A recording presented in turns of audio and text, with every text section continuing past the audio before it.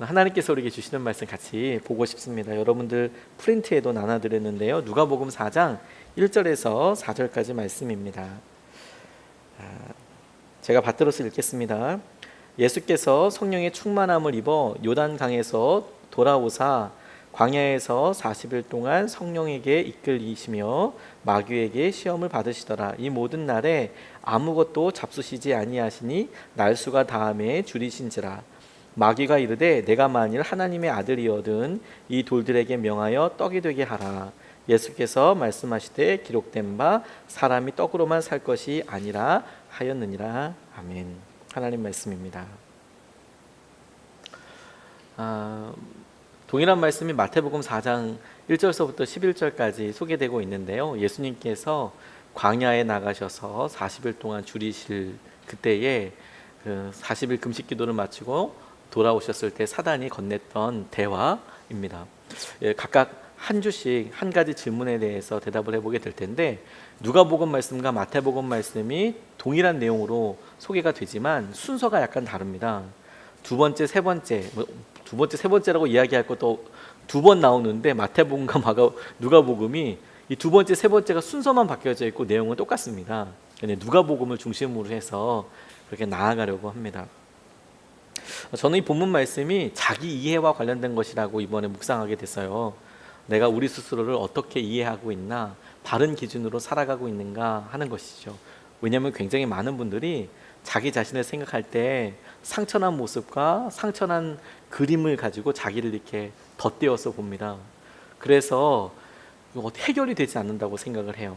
낮은 자존감이라고 이야기하기도 하고 상처라고 이야기하기도 하고, 그런 여러 자기의 왜곡된 모습들이 자기 자신에게 주어진 여러 사랑, 그리고 행복, 기회, 이런 것들까지도 다 그냥 놓아버리는 일들이 비일비재하게 많은 것을 보게 됐습니다. 예수님께 특별히 광야에서의 시험, 사단이 3번이나 이야기했던 대화를 보니까 각각 주님께서 우리에게 무엇에 의지하여서 우리 자신을 이해하고 우리가 잘못되고 아프고 상처난 것들을 고칠 수 있는지에 대해서 도전하신다고 생각하게 됐어요. 예전에 수업 시간에 교수님 한 분이 도전하셨던 이야기입니다.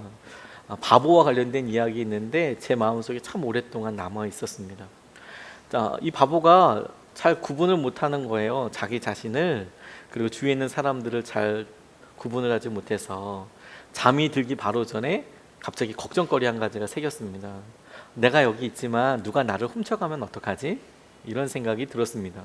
그래서 말뚝을 하나 이렇게 받아놓고 붉은 줄로 말뚝과 자기 발목을 이렇게 묶어놓고 이러면 나를 아무도 훔쳐가지 못할 거야. 그리고 잠을 잤습니다. 그런데 그 바보를 놀려주고 싶었던 친구 한 명이 가만히 보고 있다가 놀려주고 싶은 마음에 옆으로 가서 바보에게 묶여 있었던 붉은 줄을 풀고 자기 다리에 묶고 옆에 같이 잠들었어요. 근데 그렇게 한참 잠에 들고 친구는 계속 잠들어 있는데 중간에 이 바보가 일어나게 된 거예요. 그리고 생각하게 됐습니다. 자기 전에 분명히 내가 나한테 붉은 줄을 묶었는데, 그런데 지금 자기 다리에 붉은 줄이 없고 옆에 자기 친구에게 붉은 줄이 묶여져 있으니까 혼자서 생각하기를 나는 여기 있는데 나는 어디 있지? 나는 지금 여기 있는데 묶여져 있는 것은 내가 아니니까, 내가 나라고 생각했던 붉은 줄이 내가 나라고 생각했던 모습이 아니라 전혀 다른 모습에 묶여 있는데 이게 내 모습일까? 아니면 지금 내가 생각하고 있는 이 모습이 내 모습일까? 그런 고민을 하게 되노라고. 조금 어려운 질문처럼 여겨지지만 의외로 우리 삶에서 그렇게 생각되는 부분들이 많아요. 우리가 사람들 사이에 속상한 거 가만히 생각해 보면 내가 그렇지 않은데 왜 내가 무시당하지? 왜 내 말에 대해서 이렇게밖에 이야기하지 않지? 그런 여러 일들이 많이 생기거든요.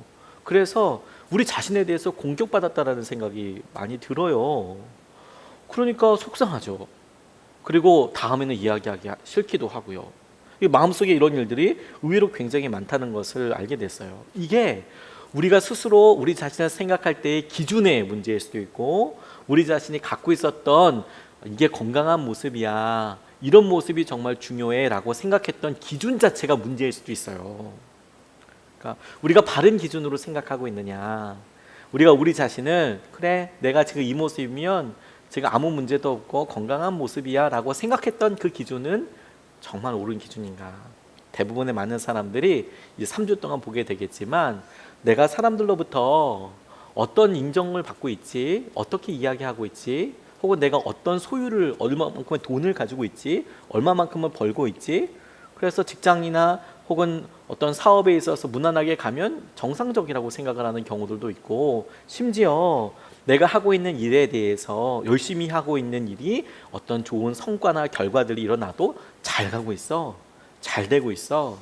직장에 가서 열심히 수고했더니 그만큼의 돈도 벌고 인정도 받고 어떤 결과도 나와, 잘 가고 있어. 근데 이 기준들이 맞느냐? 왜? 오히려 그런 기준 때문에 우리가 속상한 일이 너무 많거든요.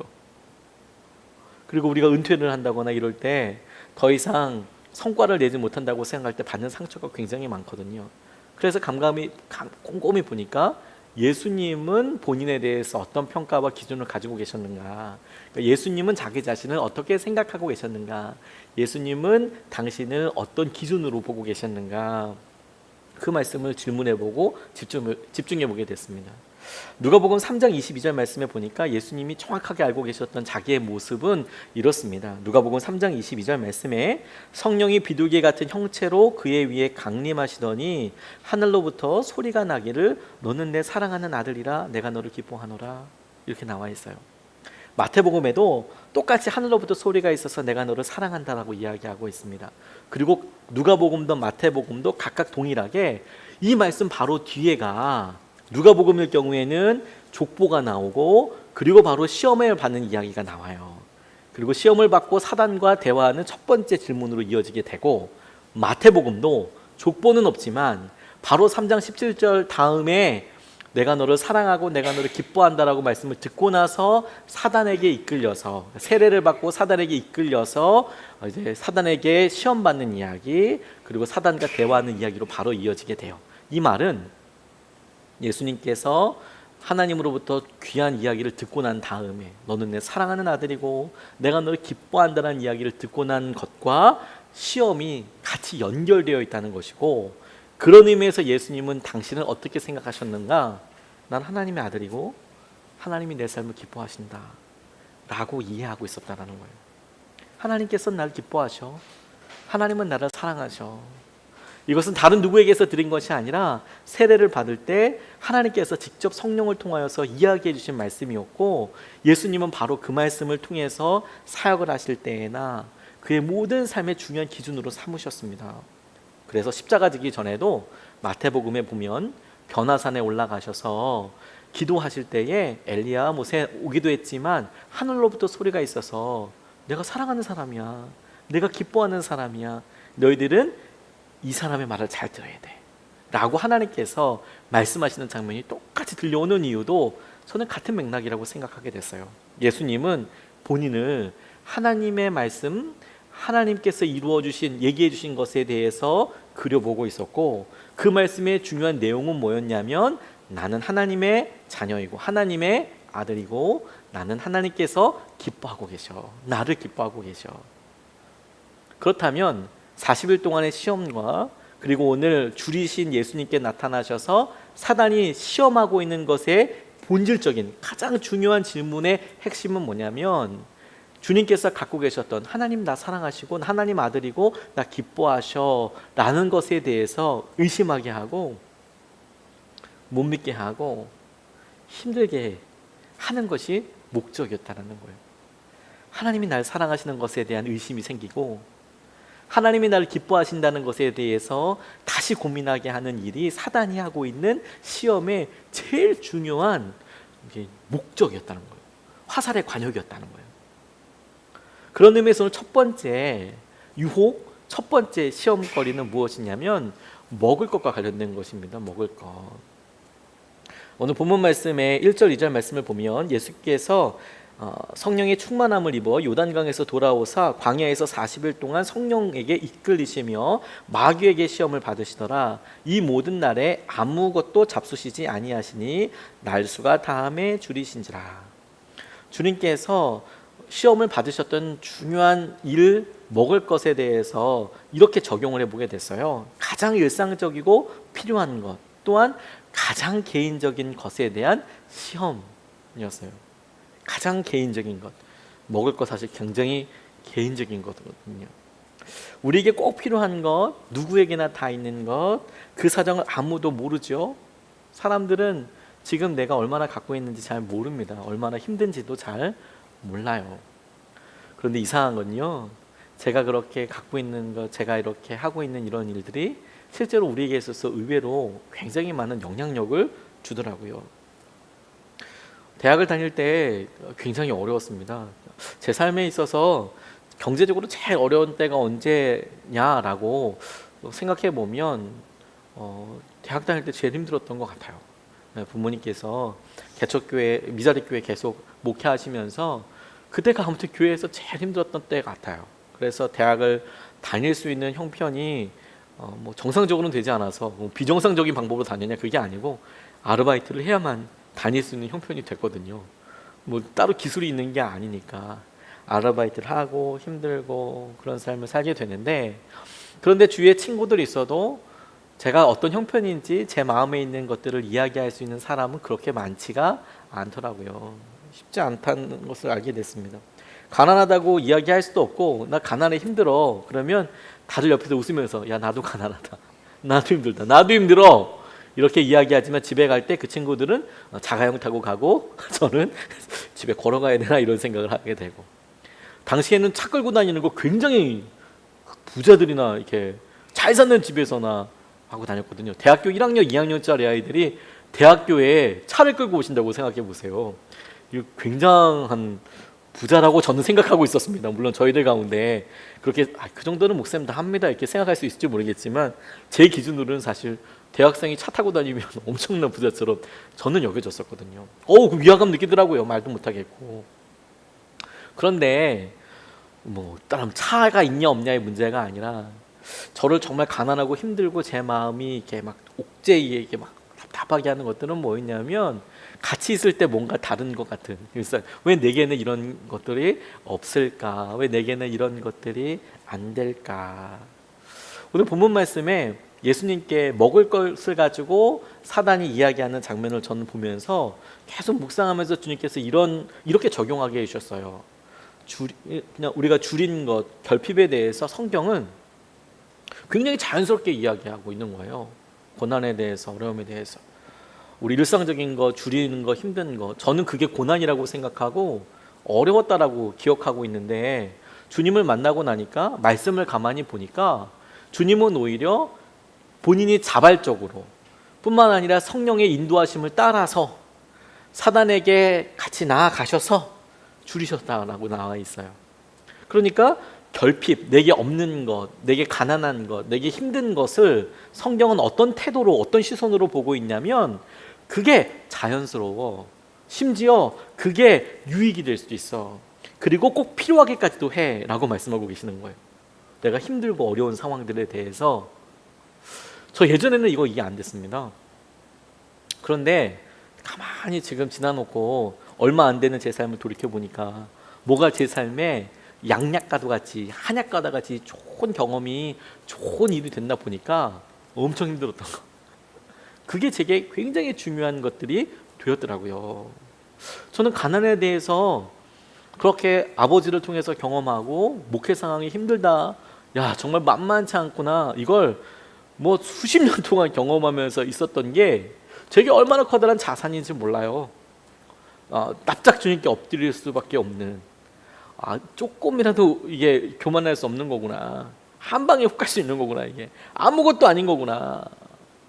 그래서 지금 목회를 하면서 주님 앞에 구하는 기도 제목들, 제가 갖고 있는 여러 한계들, 두려움에 대해서 제가 마주할 때마다 주님께서 제게 주시는 믿음의 내용을 가만히 보면, 이런 믿음과 내용과 고백이 결핍, 가난함, 힘든 고난의 삶을 경험해 본 사람이 아니면 할 수 없는 그런 이야기들 하게 주시더라고요.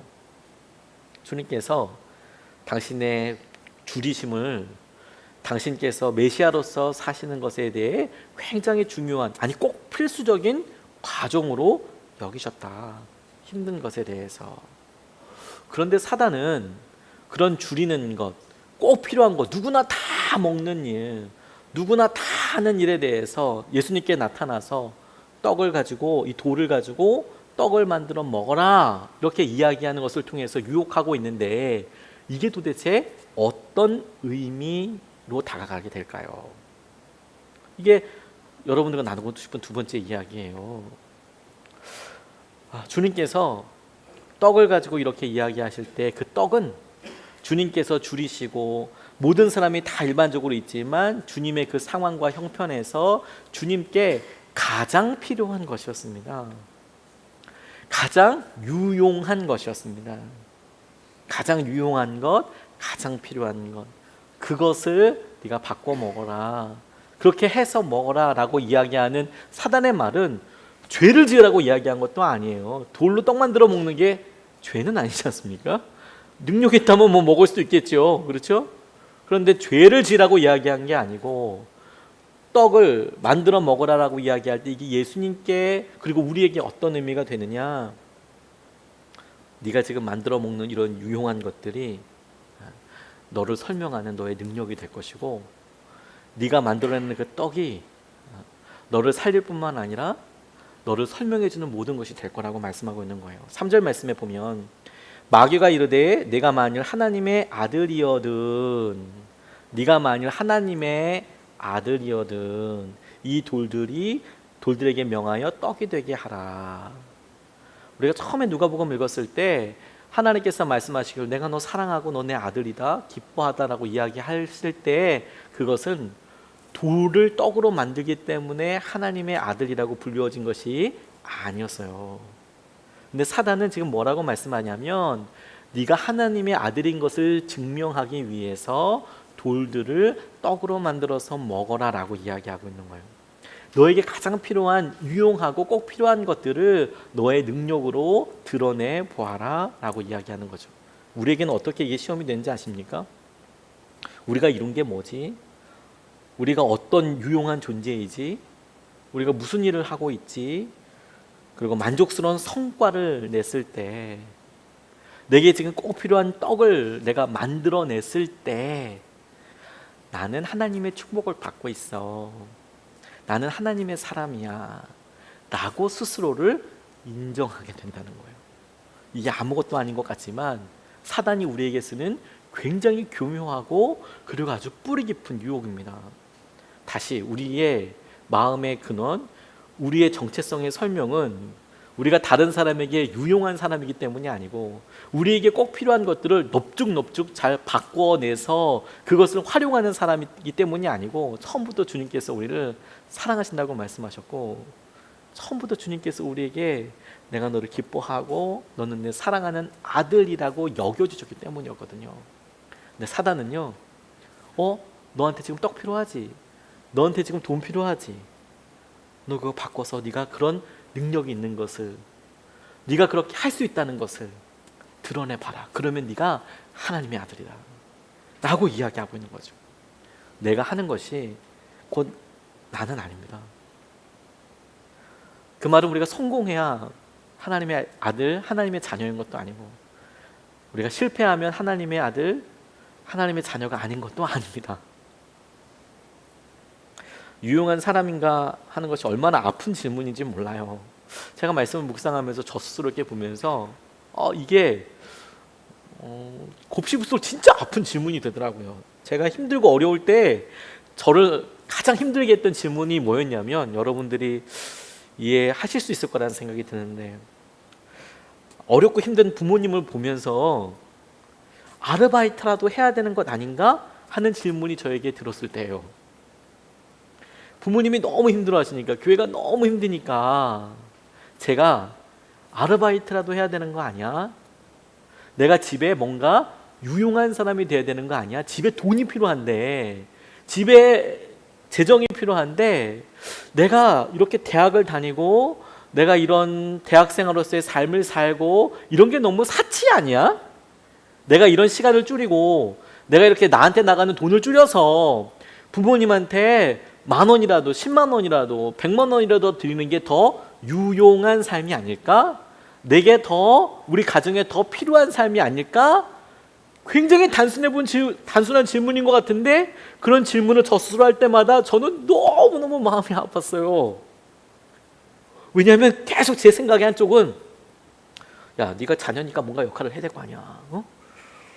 근데 이 생각이 제가 자녀였을 때만 이루어지는 게 아니라 부모가 돼도 마찬가지예요. 야, 네가 아버지면, 네가 남편이면 네가 이런 일들은 책임지고 해야 되는 거 아니야?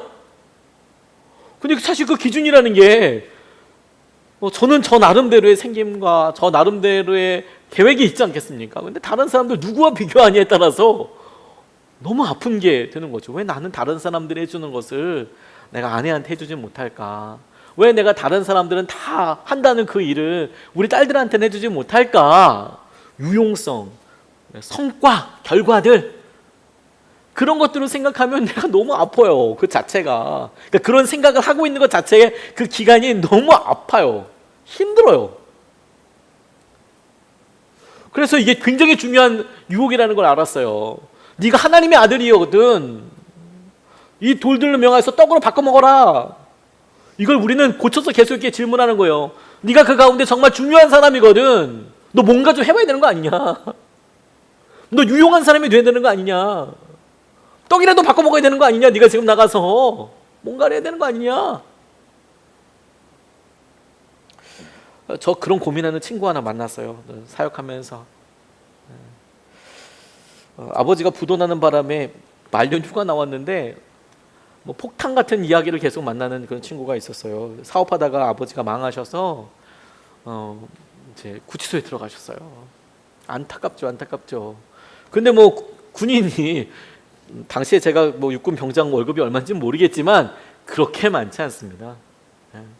뭐 군인이 그거 가지고 뭐 요즘은 꽤 된다고 하더라고요. 꽤 된다고 해도 30만 원 정도라고 들었습니다. 저는 2만 원, 2만 원 좀 안 될 때 다녔거든요, 군대에. 그러니까 그 친구는 아마 2만 원보다는 많았을 것 같아요. 그래도 10만 원은 안 됐을 것 같습니다, 월급이. 근데 나왔는데 이제 만료휴가 나와서 이제 얼마 한 달 정도 있으면 이제 본인이 제대를 하게 되는데 나오니까 집안이 풍비박산이 나 있는 거예요. 아마 군대에 있으니까 잘 이야기도 안 해주시지 않았겠습니까? 아버지 구치소에 들어가 계시고 경제 사범으로 부도가 났는데 빚을 못 갚으니까 들어가 있고, 그런데 전화가 오는 거예요. 전화가 아버지 전화를 올 뿐만 아니라 어떻게 아들 전화를 알았는지, 말년 병장이니까 이제 연락처도 있고 그럴 거 아닙니까? 막 전화해서 뭐 아름다운 소리를 하는 거죠. 뭐 돈을 갚아라, 예쁜 강아지야. 이렇게 이야기하는 거죠. 뭐 그런 이야기를 막 험한 이야기하고, 그러면서 뭐라고 이야기하냐면 아버지 친구들이 야, 네가 장남인데 아버지 저렇게 들어가 계시는데 네가 알바라도 해야 되는 거 아니냐, 네가 갚아야 되는 거 아니냐, 이렇게 이야기를 하는 거예요. 했다는 거예요. 막 고민하는 거예요. 이 친구가 진짜 고민하더라고요. 대학 2년 마치고 그리고 군대 간 거거든요. 이제 군대 갔다 와서 제대해서 이제 복학 어떻게 할 건지 고민하고 있는데 아버지의 친구분이라는 분들이 알고 전화를 해서 야, 네가 장남인데 네가 알바를 해서라도 아버지를 꺼내줘야 되는 거 아니냐, 돈을 좀 갚아줘야 되는 거 아니냐, 그렇게 이야기하는 거예요. 그러니까 너무 괴로워하는 거예요. 너무 아파하는 거예요. 마음이 그렇겠죠. 진짜로 자기가 아들이면 그렇게 아버지에게 이 중요한 시기에 유용한, 필요한 아들이 되고 싶지 않겠습니까? 근데 문제는 사실 어렵거든요. 그게 됩니까? 제가 대충 이야기하다 보니까 그 친구가 나와서 대학도 중퇴하고, 그러니까 고졸이죠. 그러니까 고졸이고, 그래서 얻을 수 있는 직장이 한계가 있는 거예요. 한계가. 그리고 아버지가 사업하다가 망한 돈을 패밀리마트나 GS25C 가가지고 알바해서 갚을 수 있지가 않습니다. 그래서 갚을 수 있지가 않아요. 몸으로 해서 시간당 몇천 원씩 받아서 그게 작다고 얘기할 수는 없지만 사업해서 망한 그런 상황을 알바를 해서 갚을 수는 없어요. 이자도 갚을 수 없습니다. 우리나라가 그렇게 만만하지 않지 않습니까? 근데 고민은 그만큼 되는 거예요. 내가 최대한 아버지에게 그렇게 해야 되는 거 아닌가. 와, 제 그 얘기 듣는데 제 마음에 뼈가 우리는 것 같았어요. 왜냐면 저도 그 마음의 그 질문이 얼마나 마음을 상하게 하는지 알거든요. 저 스스로에게 수백 번 수천 번도 더 했어요. 내가 이거 아버지께 힘든데 대학은 무슨 뭐 대학원은 무슨 알바나 더 많이 하고 내가 돈을 벌어 와야지 뭐 되는 거 아닌가? 그래서 아르바이트를 그만두게 되거나 혹은 잘리진 않았지만 뭐 이렇게 뭐 제 삶의 경험 뭐 어떤 선택을 해야 될 때에 이 경제적인 문제라는 게 저한테 엄청 커다란 변수, 이렇게 딱 생각해야 될 이런 기준이 됐거든요. 쉽게 생각하지 못하는, 그걸 책임져야 된다고 생각하게 되면 그 얘기도 있죠. 막 뼈가 아픈 거, 뼈가. 근데 제가 그 친구한테 이야기했어요. 순간 이게 기도하다가 제가 그런 상황을 잘 아니까 액수를 물어보고 뭐 이렇게 하니까 야, 너 그 돈 너 절대 못 갚는다. 네가 하고 그러면 네 마음은 참 편할 수 있겠는데 너 이 문제의 진짜 핵심을 같이 보자. 진짜 중요한 문제가 뭐라고 생각하느냐. 이것을 통해서 네가 지금 테스트 받고 있는, 시험 받고 있는 건 뭐냐면 너의 능력이 아니다. 네가 능력이 막 있어서 그래 뭐 증권을 투자하고 뭐 어떻게 막 계속 뭘 해서 그래 아버지 걸 다 갚아. 그런 능력을 테스트하는 게 아니고 너에게 있어서 일단 대학을 졸업하는 게 너무너무 중요해 보인다. 빚이라는 게 안 갚을 거 아니고 갚을 거라고 하면 그래도 대학이라고 나온 다음에 1억 정도 쓰는 게 나 훨씬 낫고, 그런 의미에서 네가 와서 어머니가 그래도 계시니까 대학 복학하고 돌아다니고, 대신에 이것은 사랑을 테스트하는 거다. 능력이 아니라. 아버지가 구치소 계시고 그래도 너 아버지 찾아가서 아버지에게 사랑한다고 말해드리고 아버지 부끄럽지 않다고, 아버지 사랑한다고, 아버지 이런 모든 일들에 대해서 내가 잘 알고 있다, 그렇게 얘기할 수 있겠냐? 그렇게 아버지를 부끄러워하지 않을 수 있겠냐? 그게 사랑의 테스트인 것 같다. 능력의 테스트가 아니고. 이 친구가 거기에 대해서 진짜 믿음으로 받아줬어요. 아버지에게 와서 사랑한다고. 근데 아버지 반응은 인사를 받지도 않으시더래요. 인사를 받지도 않고 섭섭하실 수도 있지 않겠나 싶어요. 아버지 입장에서는. 그렇죠? 왜냐면 아버지도 너무 힘들었을 것 같으니까. 그런데 조금 시간이 지나서 아버지의 친구분들이 그래도 너무 이렇게 친구가 거기 있는 게 좀 너무 안타까우니까 친구들끼리 돈을 모아서 그래도 입에 풀칠은 해야 되지 않습니까? 그래서 이제 중고 타이탄 1톤 트럭, 1톤 트럭을 중고라도 하나 얻어서 뭐 이렇게 또 어떤 배달이라도 해서 좀 먹고 살라고 친구들이 이렇게 하고, 아버지가 지하 방을 하나, 단칸방을 얻고 그것 가지고 이제 하면서 이제 빚 갚기 시작하는 거예요. 나오셔가지고 이게 구치소에 갔다고 해서 빚이 탕감되는 게 아니거든요. 그러니까 이제 그걸 갚아가는 겁니다. 근데 이제 이 아들이 이제 매주마다 찾아가서 인사하는 거예요. 아버지 사랑한다고, 자랑스럽다고. 아버지 뭐 아는 척도 안 하고 뭐 왔냐 얘기도 안 하고 막 이러다가, 그리고 2년 지난 어느 날 아버지한테 가서 아버지 사랑한다고, 출근하신 아버지 뒤에다 대고 얘기하는데 아버지가 그날은 갑자기 뒤를 도시더니 나도 너 사랑한다 그리고 안아주시더라는 거예요. 그래서 제가 이제 펑펑 울고 왔어요. 아버지가 나한테 사랑한다고 이야기하셨다고, 너무 감사하다고. 와, 엄청난 기적이죠. 엄청난 하나님의 은혜죠. 그런데 그 친구가 이제 계속 그렇게 하다가 나중에 시간이 또 지났습니다. 좋은 직장도 이제 옮기게 되고 취직도 하고 이제 결혼하겠다고 예쁜 자매 찾아왔어요. 결혼하겠다고.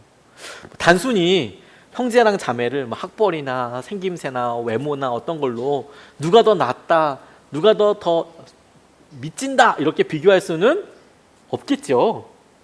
그럴 수는 없습니다. 그게 저도 그렇게 전제를 갖고 있습니다. 그럼에도 불구하고 딱 보면 도둑놈이네 이렇게 생각될 때가 있지 않습니까? 야, 너 진짜 주님이 너를 엄청 축복하셨나 보다. 너 결혼해서 엄청 기도했나 보구나. 이런 생각이 들 정도로 정말 예쁘고 그리고 아주 똑똑한 자매를 데리고 왔어요. 가방끈이 엄청 긴 거예요. 자기는 대졸인데 결혼한 사람은 박사를 유학을 준비하고 있는 아주 재원의 예쁜 자매를 데리고 와서 결혼하니까 목사님 뭐 이런 이야기를 뭐 결혼 예배할 거나 이런 거 좀 했으면 좋겠다고 이야기를 하는 거예요. 근데 제가 감사하고 기뻤던 건 뭐냐면 그 형제가 그늘이 없는 거예요. 그늘이. 자기가 나 능력 없어. 나 아버지도 구치소에서 꺼내지 못하는 그런 능력 없는 사람이고, 나는 돈이 없기 때문에 능력이 없고, 내 가치와 내 상황은 내가 어떤 결과를 낼 수 있는 사람이냐, 내가 어떤 성과를 낼 수 있는 사람이냐, 내가 얼마나 필요한 사람이냐, 내가 얼마나 유용한 사람이냐라고만 이야기했으면 사실 아버지한테는 필요 없잖아요. 자기 삶에 있어서도 그런 생각 가지고 있으면 별 답이 없었거든요. 근데 그게 아니라는 걸 알고 살고 나니까 보통 그런 마음 있는 사람들이 똑똑한 자매 못 만납니다. 자기랑 차원이 다르다고 생각을 해요. 보통 예쁜 자매한테 말도 못 꺼냅니다. 나랑 다른 세계의 사람, 저런 사람은 왠지 아주 유용하고, 우리 표현에 의하면 아주 능력 있고 아주 잘생기고 집이 어마무시 빵빵한 그런 집의 사람이나 말을 걸 수 있지, 나같이 돈이 없고 나같이 필요 없고 나같이 이런 사람은 말도 꺼낼 수 없어 라고 생각하는 경향들이 많이 있어요. 근데 제가 그 형제 보고 감사했던 건 뭐냐면 그런 게 아무것도 없는 거예요. 왜?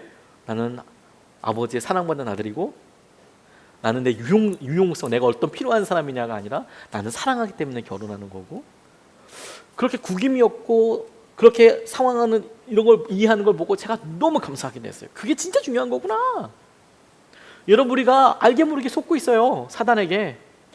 시험에 넘어갔는지도 몰라요. 그래서 우리가 무엇 때문에 우는지, 무엇 때문에 기쁜지, 무엇 때문에 낙담하는지를 가만 보면 내가 어떤 결과를 나타내는지, 어떤 성과를 나타내는지. 다시 말해서 사단이, 야, 네가 진짜 믿음이라면, 믿음 생활을 한다면 그렇게 해서 니네 그거 잘 돼야 되는 거 아니야?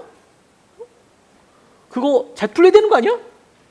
이렇게 이제 스스로 물어놓고 대답을 못한 채 그런가? 이렇게 이제 고민하고 있는 거예요. 그 벌써 그러면 사단한테 완전 넘어간 거 아니겠습니까? 완전 넘어간 거 아니겠습니까? 다시 여러분, 처음에 예수님께서 본인을 어떻게 자기를 이해하고 계셨다고요? 내가 뭔가를 했기 때문이 아니고, 주님께서 세례받는데 하나님께서 하늘문을 열어주셔서 성령이 내려오면서 너는 내 사랑하는 아들이고 내가 너 진짜 기뻐한다라는 이야기를 들으셨어요. 그리고 그분은 그 말씀을 믿고 의지하고 자기의 기준으로 삼았어요. 뭘 할 수 있기 때문이 아니라, 하나님의 아들이여든 떡을 바꿔먹어! 그런 말에 넘어가지 않으셨어요. 왜냐하면 그건 나를 설명하는 말이 아니거든요. 그건 나에게 아무런 저의 어떤 표현일 수 있겠죠. 저와 관련된 어떤 내용일 수 있겠죠. 근데 저 자신은 아니죠. 저를 묻고 있는, 저를 설명할 수 있는 붉은 줄 중에 하나일 수는 있어요. 근데 그게 저는 아니죠. 그게 우리 자신은 아닙니다. 우리가 가난하고 힘들고 아프고 실수했고 낙담할 수 있고 그런 것들 때문에 당장은 우리의 경제적인 상황으로 이런 결과들로 우리를 그렇게 평가하듯이 얘기하는 사람이 있을 수도 있겠죠. 하지만 그게 내 모습은 아니에요. 그게 나는 아니에요. 나의 결과가, 나의 성과가 나는 아니다. 나의 성과가 나의 나된 것이 나는 아니다. 하나님의 은혜일 수는 있어도 나는 아니다 라는 거죠. 쫄지 마세요, 여러분.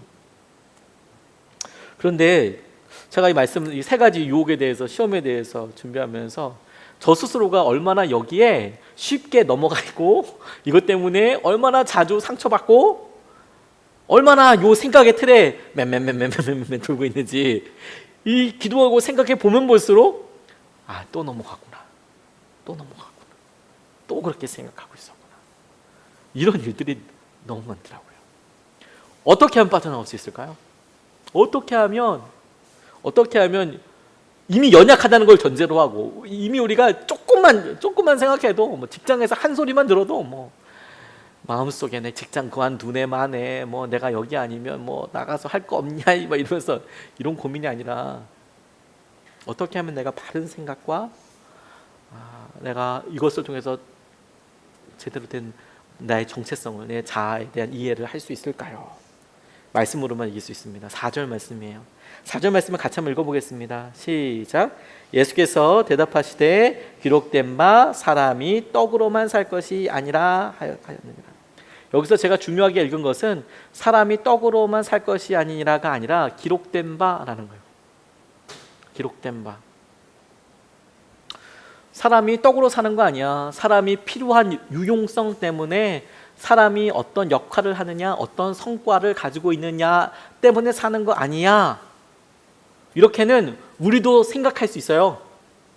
우리도 알아요. 실패하더라도 뭐 이게 내가 하려고 하는 게 잘 안 되더라도 우리 스스로도 사실 알고 있어요. 이것 때문에 내가 되는 거 아니야. 알고 있죠. 근데 그 생각이 오래 가요, 안 가요? 안 가요. 그게 항상 우리의 문제인 거죠. 그게 오래 약발이 안 들어요. 저는 그래요. 저는. 죄송합니다. 저는 그래요. 여러분들은 잘 모르겠지만 저는 가만 보면 저도 얼마든지 생각을 한다고요. 제 중심으로 제가 가만히 곰곰이 보고, 그래 차기룡 목사, 야 차기룡, 네가 그렇겠다고 해서 실패하는 것도 아니고 네가 그런 결과를 냈다고 해서 너 자신이 그런 것도 아니야 라고 사실 저 스스로에게 많이 이야기해 줘요. 그런데 제가 가만 보니까 제 마음속에 제가 저 스스로에게 다독여주면서 응원하면서 괜찮아 기룡아, 괜찮아, 이렇게 한 번 얘기할 때마다 10번씩 죽어라 죽어라 죽어라 이렇게 막 얘기하는 또 다른 제가 있어요. 아니야, 너 망할 거야, 너 절대 안 돼. 이런 이야기 더 빨리 막 계속 얘기하는 사람이 더 크게 얘기하는 게 있는 것 같은 거예요. 그러니까 모르는 게 아닌 거죠. 그게 내가 아니라는 걸. 사람이 떡으로만 사는 거 아니야.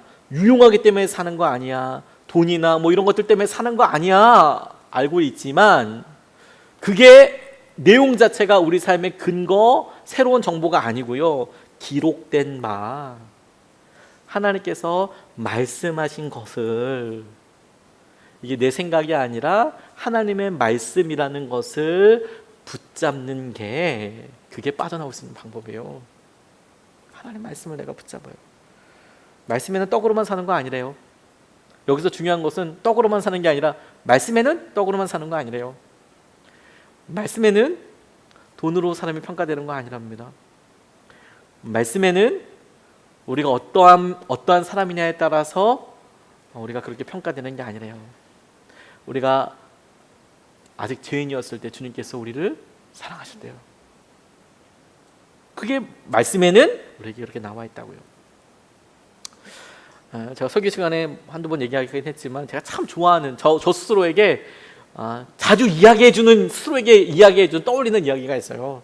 독버섯 이야기. 저 이 노래, 이거 참 되게 좋아해요. 저희가 저한테 참 얘기 많이 해줘요. 등산을 하던 아버지와 아들이 이렇게 있는데 아버지가 등산용 스틱으로 이렇게 틱틱 치면서 버섯을 이렇게 톡톡 치면서 이야기하는 거예요. 등산을 아버지랑 아들이랑 하면서, 잘 봐, 이거 독버섯이야, 이거 먹으면 죽어, 이렇게 이야기했어요. 뭐 아버지랑 아들이 그럴 수 있죠. 등산하다가, 잘 봐, 이거 예쁘게 생겼지, 이거 막 화려하게 생겼지, 이거 독버섯이다, 이거 먹으면 죽는다, 절대 먹으면 안 돼. 그리고 툭툭 이렇게 아들한테 보여주면서 이게 간 거예요. 그랬더니 그 얘기를 가만히 듣고 있었던 그 버섯이, 내가 독버섯이구나, 이런 생각을 한 거예요. 그 버섯이, 내가 독버섯이구나, 난 누군가를 죽이는 존재구나, 내가 저렇게 예쁜 애를 죽일 수 있는 존재라니. 너무 힘들어하기 시작한 거예요, 마음속에. 이런 어린 독버섯이 슬퍼할 때 곁에 있는 다른 독버섯이 친구의 어깨를 이렇게 받치면서 이야기해 줬대요. 아니야, 저건 식탁 위의 이야기이고 인간의 논리야. 넌 내 친구야. 넌 쟤네 먹으라고 태어난 거 아니고 나랑 친구하려고 태어난 거야. 저 스스로의 얘기 정말 많이 해줘요, 제게. 아니야, 나는 다른 사람들에게 상처 줄 수 그 사람들 상처 받았다고 이야기할 수 있지 몰라도 나는 그 사람에게 뭐 그렇게 하려고 쓰임 받은 거 아니야. 나는 내게 말씀하시는 그분에게, 내게 말씀으로 주시는 그 말씀에 귀를 기우는 거죠. 나는 세상에서 그렇게 하려고 태어난 사람 아니에요. 저는 제가 이곳에서 목회자로서 무언가를 하고 어떤 역할을 수행하고 제게 주어져 있는 어떤 임무랄까? 뭐 설교를 해야 된다든지 뭐 이런 거 제겐 중요한 일입니다. 그리고 그걸로 저를 평가할 때도 있어요. 근데 그런 모든 일보다 더 중요한 것을 잊지 않아요. 제가 이 자리에 선 이유는 제가 설교를 하기 때문인도 아니고, 제가 목회를 시작하게 된 것은 주님께서 저를 부르셨기 때문이거든요. 그거 아니고 별 다른 이유 없어요. 돈을 한번 제대로 벌어볼까? 이런 생각을 했었으면 목회를 안 했을 것 같아요. 성공을 한번 제대로 해볼까? 이런 생각이 들었어도 제가 할 수 있는 다른 일이 있었을 것 같아요. 성공을 위해서라면 굳이 목회하지 않았을 것 같아요. 그냥 공부를 더 열심히 했을 것 같아요. 공부를 아주 열심히 했을 것 같아요. 그냥 그 길로 내가 어떤 성공을 하기 위해서 실제로도 그렇게 해왔고 했었고 그냥 목회 안 했을 것 같아요. 근데 주님이 저를 불러주셨거든요. 그래서 그 불러주신 것 때문에 제가 제 자리를 찾아요. 트라피스트라고 트라피스트 수도원이라는 데가 뭐냐면 봉쇄 수도원이라는 곳이 있어요. 이 봉쇄 수도원은 뭐냐면 말을 안 해요. 그래서 자기가 뭐 10년 보통은 평생 합니다. 평생 들어가면 나오지 않아요. 그래서 봉쇄래요. 그래서 외부로부터 식자재를 이렇게 하지 않습니까? 식자재? 먹을 건 들어가야 될 거 아닙니까? 물론 안에 밭도 있고 웬만한 건 다 있지만 그 안에서 생산되지 않는 게 있을 거예요. 예를 들어서 생선 같은 거, 소금 같은 거. 생필품이지만 가끔 가다가 좀 먹어야 될 것도 있잖아요. 안에서 뭐 염소를 키우고 양을 키울 수 있지만 그래도 가끔 가다가 뭐 소고기도 먹고 싶을 거 아닙니까? 아무리 수도를 하더라도 그런 거 먹을 때 어떻게 하냐면 사람들과 이야기하지 않아요. 그래서 이 봉쇄 수원이 큰 성처럼 이렇게 이렇게 둘러싸여 있거든요. 그러면 처음에 그게 화장실인 줄 알았어요. 왜 우리 제주도나 이런 데 가면 죄송합니다. 돼지 키우잖아요. 돼지 키우면 화장실이 굉장히 높은 곳에 있어서 이렇게 밥을 주지 않습니까? 그런 느낌처럼 이 성같이 이렇게 둘러싸인 곳에 바깥에 툭 튀어나와 있는 이런 게 보이는 거예요. 저 밑에 서 있으면 재수 없으면 맞을 수 있겠다. 이런 생각이 들다가 그거 용도를 듣고 깜짝 놀랐어요. 거기서 이따만한 그 바구니 하나가 이렇게 셔셔셔셔 내려오는 거예요. 그러면 거기다가 이렇게 보면 쪽지 같은 게 있는 거죠. 뭐 당근 몇 개, 소금, 계란 뭐 필요한 것들만 적어 놓는 거예요. 그리고 돈 갖다 놓으면 물건 갖다 놓으면 그럼 밑에 있는 상인들이 당연히 비싸게 받겠죠. 거기다가 그 돈 빼고 넣어놔요. 그러면 절절절절 이렇게 해가지고 그거 가지고 먹어요. 말을 하지 않아요. 면회 안 해요. 면회 없어요. 그게 봉쇄수도원이에요. 거기 들어가면 평생 자기 혼자 그렇게 살아요. 이 봉쇄수도원의 철칙이 뭐냐면 서로 대화하지 않는다요. 서로 대화하지 않아요. 가서 침묵만 해요. 옆에 방 사람이랑도 얘기하지 않아요. 아무튼 이런 트라피스트 수도사가 있는데 이분 중에서 토마스 머튼이라는 분이 7층 산이라는 책을 쓰셨거든요. 이 베스트셀러입니다. 그런데 이분이 자기 경험담을 이렇게 썼어요. 뭐라고 썼냐면 몇 년 전에 이 토마스 머튼이라는 사람이 편지를 받은 거예요. 성공 관련 책을 만들고 있는 한 사람이 이 토마스 머튼에게 편지를 보낸 겁니다. 그리고 질문했어요. 지금 내게 토마스 머튼에게 어떻게 지금의 성공을 이뤄냈는지 말해줄 수 있겠냐고 요청했습니다. 그러니까 그 책이 너무 베스트셀러고 잘 되니까 어떻게 그곳에서 봉쇄수원에 있게 있으면서 어떻게 성공할 수 있었습니까? 이렇게 질문한 거예요. 그렇죠. 왜냐하면 성공할 수 있는 요인이 없잖아요. 사람도 안 만나 막 그런데 글 써가지고 바구니에 내려가지고 이렇게 했는데 그게 뭐 잘 팔리고 막 성공하니까 막 토마스 머튼이라는 사람이 막 유명해지고 막 그러니까 어떻게 성공할 수 있는지 이 사람은 성공에 대한 글을 쓰고 있었거든요. 근데 이 사람이 화가 나서 이 토마스 머튼이 화가 나서 답신을 보냈답니다. 이렇게 보냈대요. 제가 의미 있다고 여기는 어떤 일에서도 성공했다고 여긴 적이 없습니다. 맹세했고 일평생 성공하지 않으려고 노력했습니다. 제가 쓴 책이 베스트셀러가 된 것은 순전히 우연이었고 저의 부주의와 세상 물정을 모르는 천진함 때문에 벌어진 일이었습니다. 앞으로 똑같은 일이 벌어지지 않도록 세심한 주의를 기울일 것입니다. 동시대를 살고 있는 사람들에게 전할 메시지가 있다면 이것입니다. 무엇이 되었건 당신이 원하는 사람이 되십시오. 뭐가 되었던 좋습니다. 하지만 어떤 희생을 감수하더라도 이것만은 피하십시오. 바로 성공입니다. 이에 대한 답을 받지 못했대요. 그리고 자기가 보낸 답장이 그 사람이 그 내용을 그대로 써가지고 출간을 했대요. 성공하면 안 된다. 토마스 머튼이 이렇게 보냈다. 자기 책에 인용을 해가지고 그대로 빡 써가지고 책을 냈답니다. 성공과 성과가 우리에게 굉장히 중요한 유혹이죠. 그리고 사람들은 이야기합니다. 어떻게 해서 그렇게 살 수 있냐고. 꼭 성공한 사람들에게만 묻는 거 아니고요. 우리 스스로에게도 계속 물어요. 우리의 과거의 모습이 지금 우리에게도 묻기도 합니다. 어떻게 하면 성공할 수 있냐고. 어떻게 하면 더 유용한 사람이 될 수 있냐고. 필요한 사람이 될 수 있냐고. 어떻게 하면 더 가치 있는 사람이 될 수 있냐고 물어보죠. 그리고 우리가 그걸 못하기 때문에 우리 스스로가 내게 돌을 떡으로 만들 수 있는 능력이 없어요. 그리고 사단은 하나 더 걸어서 만들어요. 그러니까 우리가 하나님의 자녀가 아니라고요. 근데 하나님께서는 아주 이도한다가는 아주 강력하고 단호하게 말씀하시죠. 너는 내 사랑하는 아들이고 나는 널 기뻐한다. 우리가 끊임없이 우리의 생각과 마음을 우리 안에서 들려오는 쓰잘데기 없는 생각들과 우리 주위에서 마구마구 우리에 대해서 이야기하는 어떠한 생각들이 아니라 너무도 분명하게 말씀하신 그 말씀에 귀를 기울이고 주님만 의지하게 되시기를 주님의 이름으로 축복합니다. 이번 한 주가 주님께서 우리에게 시험과 한계를 넘어서게 하시고 하나님의 은혜를 누리게 하시는 축복된 한 주 되시기를 축복합니다.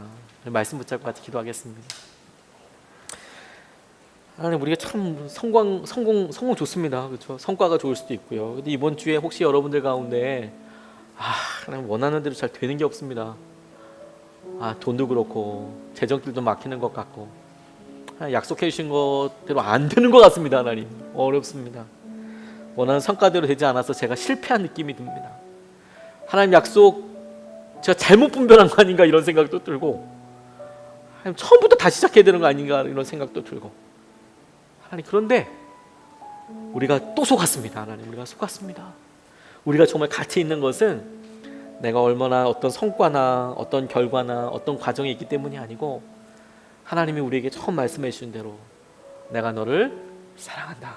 너는 내 사랑하는 아들이다. 사랑하는 딸이다. 내가 너를 기뻐한다. 우리가 주님의 말씀에만, 기록된 말씀에만 귀 기울이게 하여 주셔서 우리가 다시 한번 주님의 말씀으로 일어서게 하여 주시옵소서. 우리 같이 이 시간에 말씀 붙잡고 기도하시겠습니다.